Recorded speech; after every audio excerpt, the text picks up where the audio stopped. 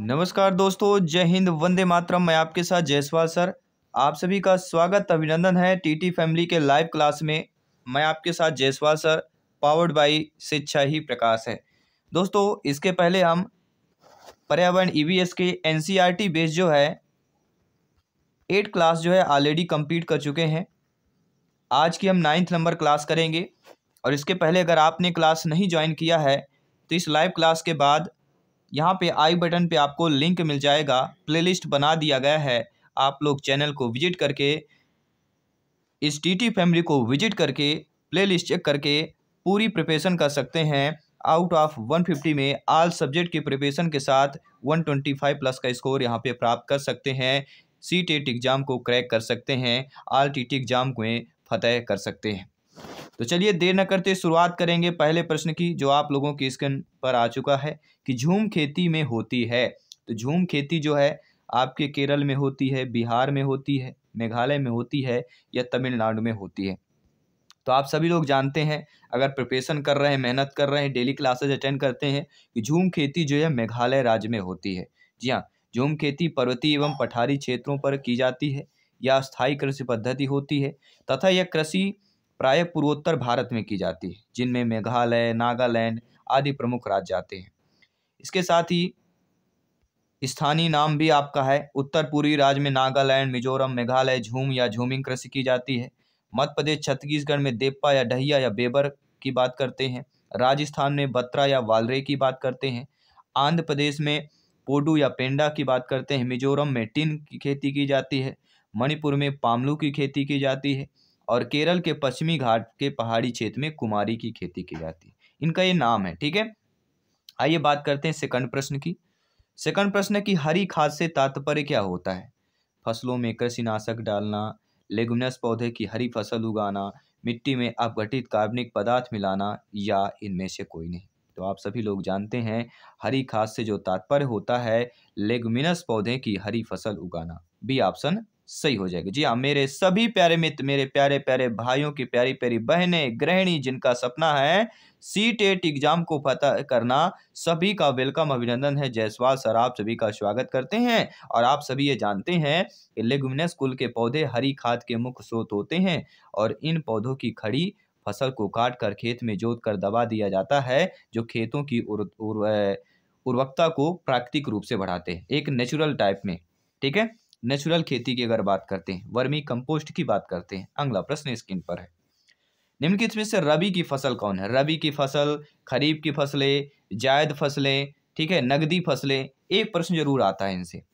तो देखिए, अगर हम रबी की फसल की बात करते हैं, चावल, चना, मूंगफली, कपास, कौन सी हो जाएगा? तो हम सभी लोग जानते हैं रबी की फसल आपके अक्टूबर नवंबर में क्या है, बोई जाती है शीत ऋतु में, और मार्च अप्रैल में काटी जाती है।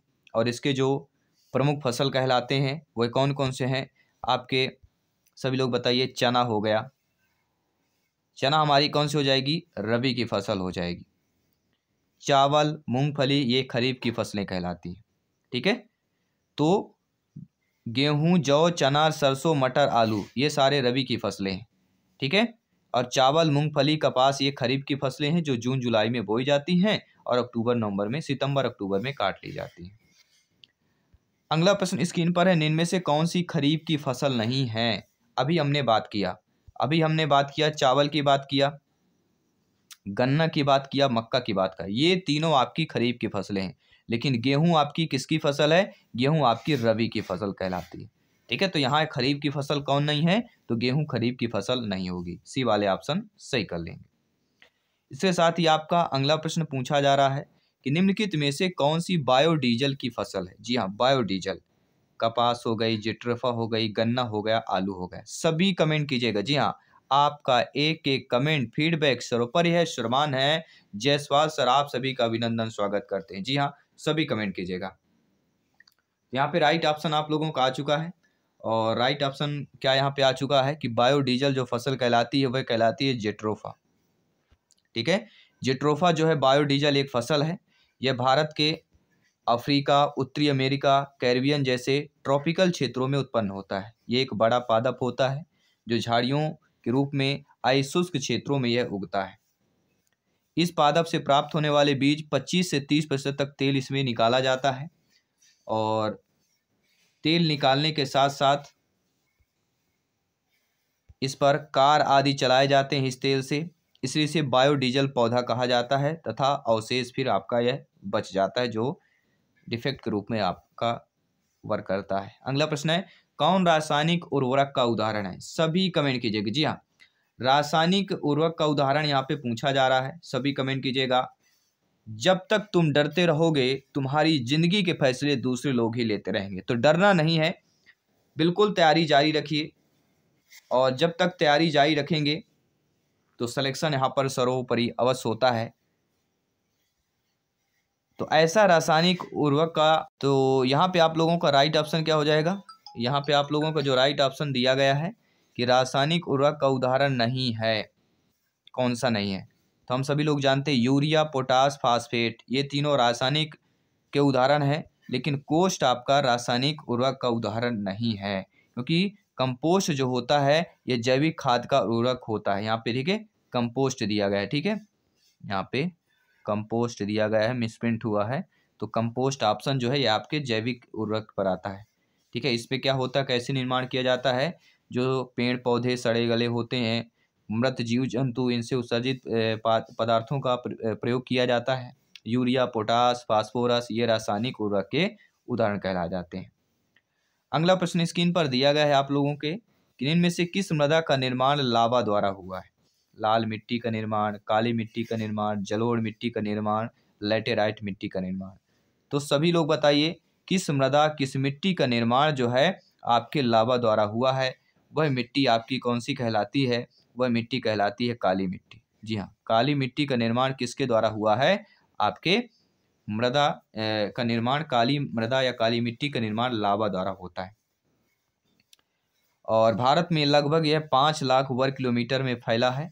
महाराष्ट्र इस मिट्टी का सबसे अधिक विस्तार है काली मिट्टी का। इस मिट्टी में क्या क्या होता है? चूना, पोटास, मैग्नीशियम, एल्यूमिना और लोहा पर्याप्त मात्रा में पाया जाता है।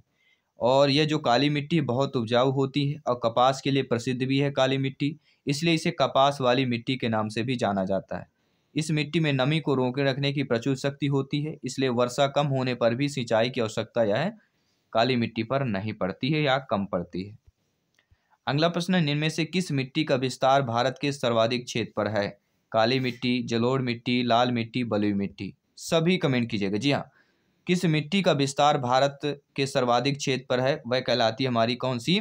जलोढ़ मिट्टी कहलाती है। जी हाँ साथियों, भारत के भूभाग के लगभग 40 से 45% भाग पर जलोढ़ मिट्टी पाई जाती है। जलोढ़ मिट्टी का निर्माण नदियों द्वारा बहाकर लाई गई मिट्टी से होता है और इस मिट्टी में पोटास, फास्फोरस, अम्ल, चूना, कार्बनिक तत्वों की अधिकता होती है। देखिए सभी मिट्टी के बारे में जान लेते हैं। जलोढ़ मिट्टी के बारे में बात कर लेते हैं। उत्तर का विशाल मैदान, कश्मीर की घाटी, असम की घाटी, गुजरात, तटीय भाग यहाँ पर पाई जाती है।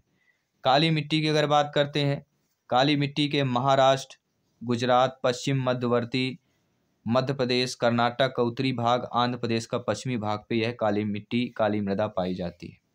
अगली आपका लाल मिट्टी। लाल मिट्टी में छोटा नागपुर का पठार प्रसिद्ध है। पूर्वी मध्य प्रदेश, आंध्र प्रदेश, तमिलनाडु, कर्नाटक और पूर्वी महाराष्ट्र पर यह मिट्टी पाई जाती है। अगली मिट्टी आपकी लेटेराइट मिट्टी। पश्चिमी घाट, नागपुर का पठार, तमिलनाडु, आंध्र प्रदेश, उड़ीसा, असम, राजमहल की पहाड़ियां पर यह लेटेराइट मिट्टी पाई जाती है। अगली मिट्टी पर्वतीय मिट्टी या पर्वतीय मृदा, हिमालय के पर्वतीय क्षेत्र जो कि कम उपजाऊ होती है। अगली है मिट्टी आपकी कौन सी? मरुस्थलीय मिट्टी। यह सबसे ज़्यादा राजस्थान, दक्षिण पश्चिम पंजाब, दक्षिण पश्चिम हरियाणा पर पाई जाती है। तो प्रमुख ये 6 मिट्टियों के बारे, मृदा के बारे में हमने जान लिया, कौन सी मिट्टी कहाँ कहाँ पाई जाती है।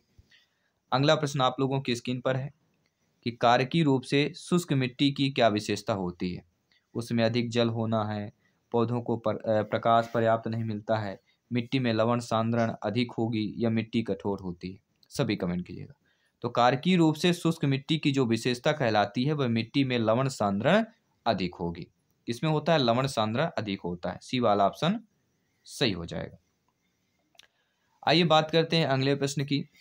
कोई किसान उर्वरकों और कीटनाशकों का अधिक उपयोग करके अपने खेतों में बार बार धान की फसल उगा रहा है, ऐसा करने से उसके खेतों की जो मृदा है, मिट्टी है, केवल धान की फसलों के लिए उपयोगी रहेगी, जुताई के लिए उपयुक्त बन जाएगी, या बंजर हो जाएगी, या अन्य फसलों के लिए उपजाऊ बन जाएगी। तो आप सभी लोग जानते हैं, कोई भी किसान उर्वरक कीटनाशक का अत्यधिक प्रयोग करके खेतों को बार बार धान की फसल उगा रहा है, तो ऐसे में जुताई के लिए उपयुक्त बन जाएगी? बिल्कुल नहीं, ये क्या हो जाएगी? बंजर हो जाएगी। वहाँ की मिट्टी, वहाँ की मृदा बंजर हो जाएगी, क्योंकि निरंतर धान की फसल करने से खेतों की उर्वरकता खत्म हो जाएगी, क्योंकि धान की फसल अधिक उर्वरक लेती है। अतः खेतों की मृदा बंजर ना हो, इसलिए फसल जो है निरंतर नहीं उगाई जाती है। अगला प्रश्न स्क्रीन पर है, किस मृदा में जल धारण क्षमता अधिक होती है? दोमट में, बलुई में, चिकनी में, या बारीक बालू में होता है? देखिए, ऐसी मिट्टी, ऐसी मृदा जो जल धारण क्षमता अधिक होती है, तो वह कहलाती है चिकनी मिट्टी। चिकनी मिट्टी में जो है नमी जो है आसानी से जो है क्या है, वाष्पित नहीं होती है, इसलिए यह अत्यधिक समय तक जो है नमी बनाए रखती है।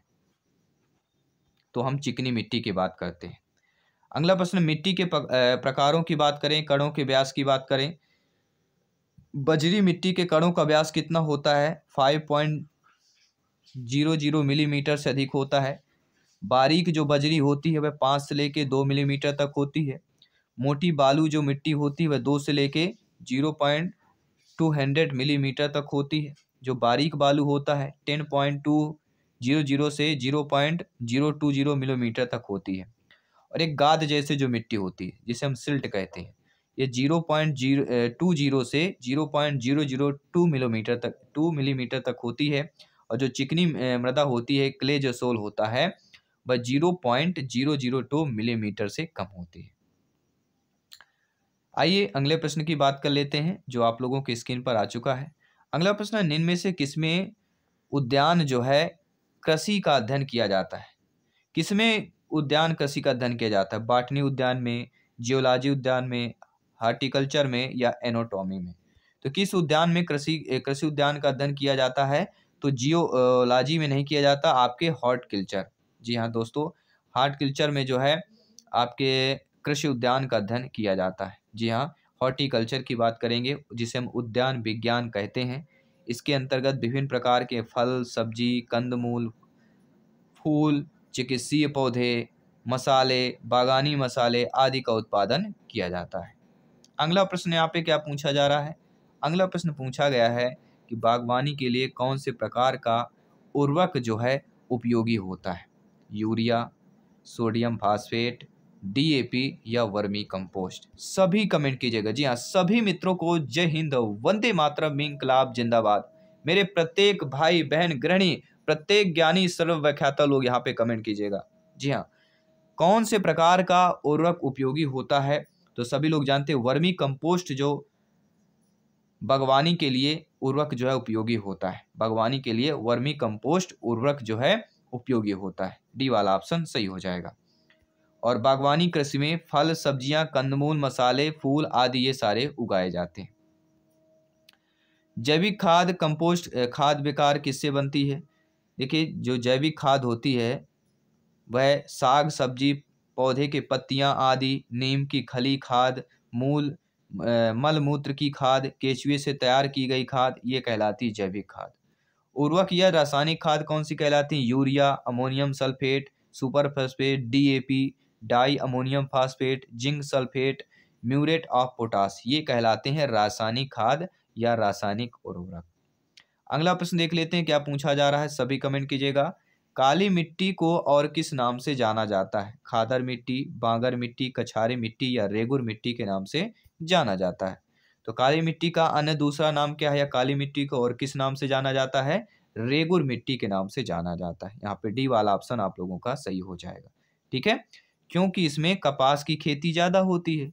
और काली मिट्टी मुख्यतः महाराष्ट्र, गुजरात, मध्य प्रदेश में पाई जाती है। कछारी अर्थात जलोढ़ मृदा जो है भारत की सबसे विस्तृत मृदा है। कछारी या जलोढ़ मिट्टी लगभग 40 से 45% तक जो है यह पाई जाती है, भागों पर पाई जाती है, स्थल में पाई जाती है। अगला प्रश्न है, पेड़ों की कतारों के बीच में फसलें उगाने को क्या कहा जाता है? सामाजिक वानिकी, झूम खेती, तोंग्या प्रणाली, या कृषि वानिकी कहा जाता है? तो पेड़ों की कतारों के बीच फसलें उगाने को क्या कहा जाता है? तोंग्या प्रणाली। जी हाँ साथियों, पेड़ों की कतारों के बीच फसलों को उगाने की प्रणाली को तोंग्या प्रणाली कहा जाता है। तोंग्या एक बर्मी शब्द है जिसका अर्थ होता है पहाड़ों पर खेती। इसके बारे में 1890 में डॉक्टर ब्रॉन्डिस ने बताया कि पेड़ों के बीच बीच में पौधे या फसलों को उगाया जाता है और यह प्रणाली पहाड़ी इलाके में लगाई जाती है। जब पेड़ बड़े या घने हो जाते हैं तो विरल जगह फसल उगाते हैं। झूम कृषि पेड़ों को काट कर करते हैं और ये जंगली क्षेत्रों में यह किया जाता है। अगला प्रश्न है, जायद कृषि ऋतु तक होती है। तो जायद जो कृषि है किसी ऋतु तक होती है? जून से सितंबर तक, अप्रैल से जून तक, अक्टूबर से जनवरी तक या दिसंबर से फरवरी तक होती है। तो जायद जो कृषि है, जायद की जो फसल है, इसका जो समय है वह है अप्रैल से लेकर जून तक, गर्मी महीने का समय होता है। और 3 फसलें पैदा की जाती हैं वर्ष में, सभी लोग जानते हैं मुख्यतः रबी की फसल, खरीफ की फसल और जायद की फसल। जायद की फसल का समय मार्च से अप्रैल से जून तक होता है, मार्च अप्रैल से जून तक, जिसमें मूंग, उड़द, तरबूज, ककड़ी, खीरा और हरी सब्जियां आती हैं। परीक्षा के जैसे महत्वपूर्ण बिंदु कर लेते हैं, जैसे हम प्रत्येक ईवीएस पर्यावरण की क्लास में करते हैं। हरित सदाबहार क्रांति का संबंध किससे है? खाद्यान्न उत्पादन से है। भारत में हरित क्रांति की शुरुआत कब हुई? 1966 से 1967 में हुई।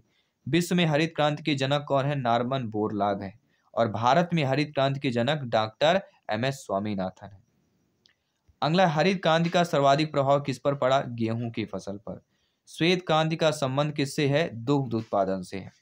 श्वेत क्रांति के जनक कौन है? डॉक्टर वर्गीज कुरियन है। ऑपरेशन फ्लड संबंधित है डेयरी उद्योग से संबंधित है, दुग्ध उत्पादन से संबंधित है। अगला 2,4-D क्या है? यह खरपतवार नाशी कहलाता है।